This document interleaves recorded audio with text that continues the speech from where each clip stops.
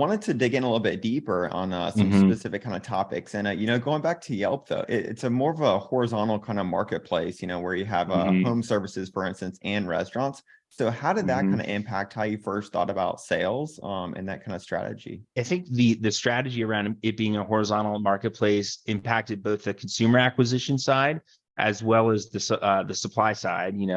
With the businesses.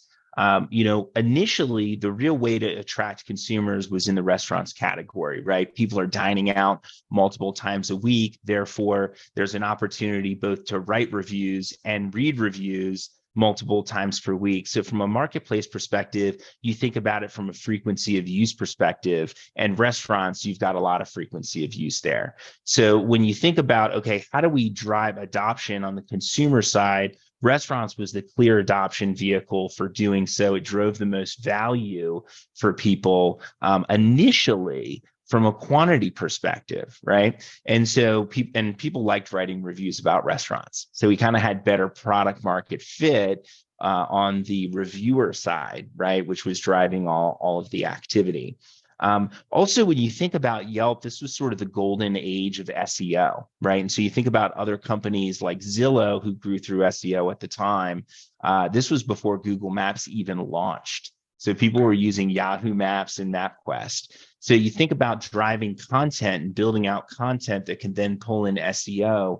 Restaurants was really the clear winner for that, both from a search volume perspective on Google and from a recency of content and interesting content. So there's a lot of things around starting with restaurants, but then it expanding beyond restaurants. And what ends up happening is, in some ways, it's almost like a loss leader, right? Where you draw people in through the restaurant content, but the content is really hard to monetize, right? It's really hard to have a restaurant spend money on advertising. It's a really tough business.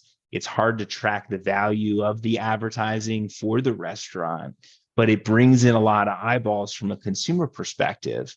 Once those eyeballs are there and you start to get other categories like home services, local services, auto repair, and you start to get some valuable review content around those other categories, now you've got a really valuable consumer tool, right? I can find a daycare for my son. There's a ton of value in that. Now, I wouldn't be able to find a daycare if I didn't have all that activity that started with the restaurants, right?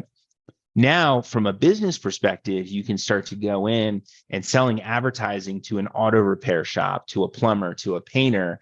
There's a clearer ROI on that. So I could go, I mean, we could talk about this for an hour, but you can kind of see how there was a deliberate strategy around restaurants drawing in consumers. And then over time, we started to see on the supply side with the businesses, wow, there's actually a lot of opportunity here with home services, local services. And that became a really important part of the playbook as we got into 2008, 2009, and so on and so forth.